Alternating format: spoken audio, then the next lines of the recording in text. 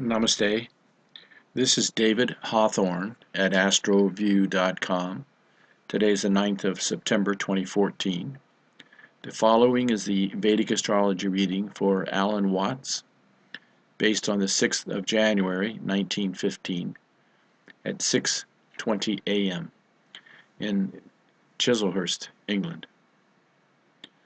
So many of you probably know the name Alan Watts. He was a philosopher, a writer, speaker. He was a popularizer of the Eastern philosophy for the Western mind.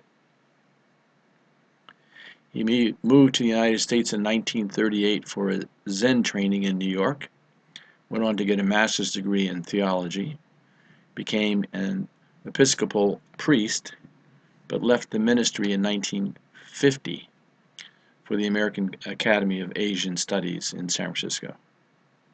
He wrote 25 books and articles on the Eastern-Western religion, including The Way of Zen in 1957 and Psychotherapy East and West in 1961.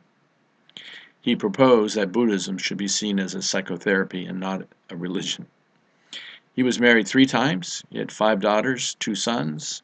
He experimented with psychedelics like mescaline and LSD, and also smoked marijuana. He died in his sleep at the age of 58, most likely from a heart failure. But a brilliant man. I've recently been watching some of his videos and reading some of his articles, and he's just absolutely brilliant and inspiring to listen to him. So let's take a look at his chart. Now, I am using the systems approach to interpreting horoscopes and Vedic astrology and the sidereal zodiac. In the first house, we see the 8th sign, Scorpio, is ascending at 26 degrees, with Venus at 10 degrees in the first house. In the second house, we have the 9th sign, Sagittarius, with Sun, Mercury, and Mars all in Sagittarius. Third house, we have the 10th sign, Capricorn. Fourth house, 11th sign, Aquarius, with Jupiter and Rahu. In the fifth house, we have the 12th sign, Pisces. Sixth house, the first sign, Aries. Seventh house, second sign, Taurus. Eighth house, third sign, Gemini, with Saturn retrograde at 4 degrees. Ninth house, fourth sign, Cancer. In the 10th house, we have the 5th sign, Leo, and we have Moon, and the southern node of the Moon, Ketu, which is always opposite the northern node of the Moon, Rahu, both at 4 degrees. In the 11th house, we have the 6th sign, Virgo, ruled by Mercury. 12th house, we have the 7th sign, Libra, ruled by Venus. Now, according to systems approach to interpreting horoscopes, which I completely recommend, we say that there are 5 planets for Scorpio that will never cause harm. These are called functional benefic planets. These include Sun, ruling this 10th house of career, karma, and professional life. Moon, ruling this 9th house of dharma and divine grace, guru, and father. Mercury, ruling this 11th house of income and friendships. Jupiter, ruling the 2nd house of wealth, status, and family life. And even Saturn, ruling the 4th house of parents and property.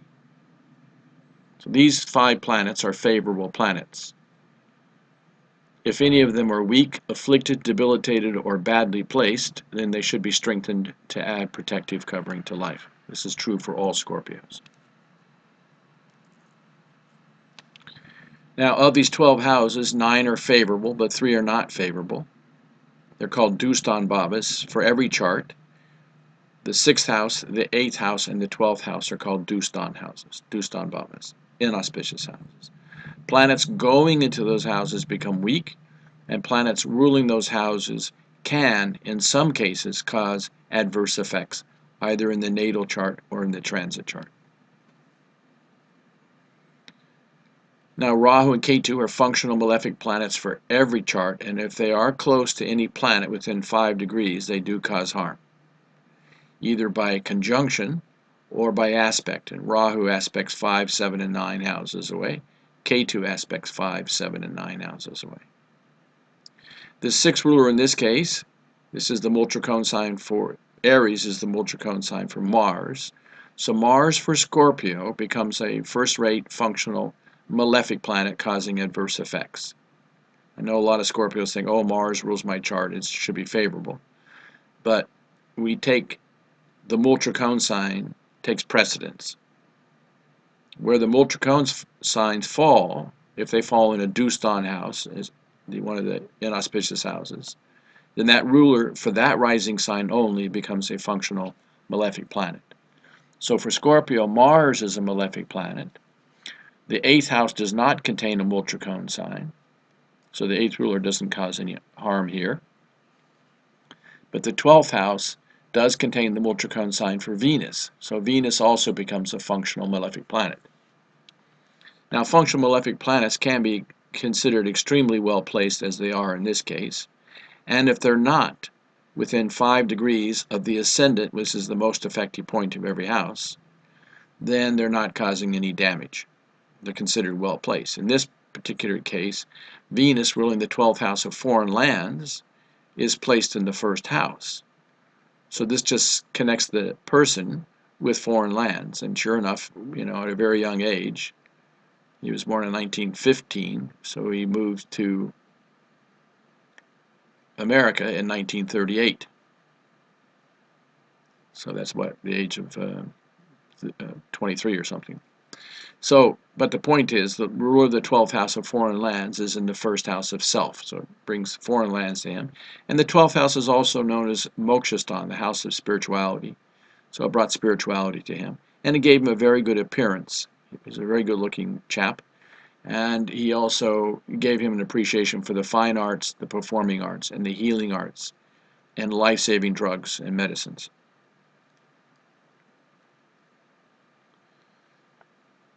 Mars also is not close to the ascendant of 26 degrees, so it's not afflicting this house either. It's considered well placed. Mars aspects 4, 7, and 8 houses away. It's not bothering Saturn because it's outside the 5-degree orb. If planets are not within 5 degrees by conjunction or aspect, there's no impact. So first time through, let's just take a look at the position of the planets and give those results. So again, Venus, ruling the 12th house of foreign lands, connects him with life in a foreign land and ashrams, and spiritual knowledge. In the 2nd house of speech, wealth, status, and family life, he's got Mars, a very courageous and direct speech. Sun, very golden voice and spoke as an authority. And Mercury gives very good speech. I also like these 3 planets in Danu. This is Mongol, Surya, and Bud, Mars, Sun, and Mercury in Danu, Sagittarius. Sagittarius is ruled by Jupiter, and Jupiter is known as Guru. So he could speak as a guru. Direct, golden, with authority, and intellectually. When Sun and Mercury are in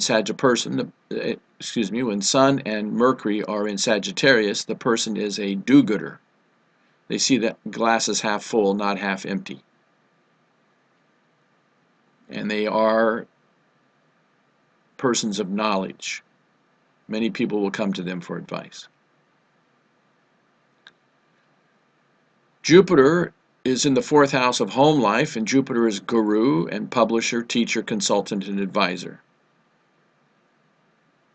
Rahu in the 4th house also gives some desires for family life and home life, and this also can be connected with foreign lands and travel. His 4th house is Aquarius, ruled by Saturn. So this connects, see, Jupiter is the landlord for Mars, Sun, and Mercury. So they're all codependent on Jupiter, and Jupiter is codependent on Saturn. And Saturn is in the 8th house. Now the 8th house is known as Randra, and it does mean transformations and vulnerability. But it's also research, language, mystical experiences, and occult knowledge.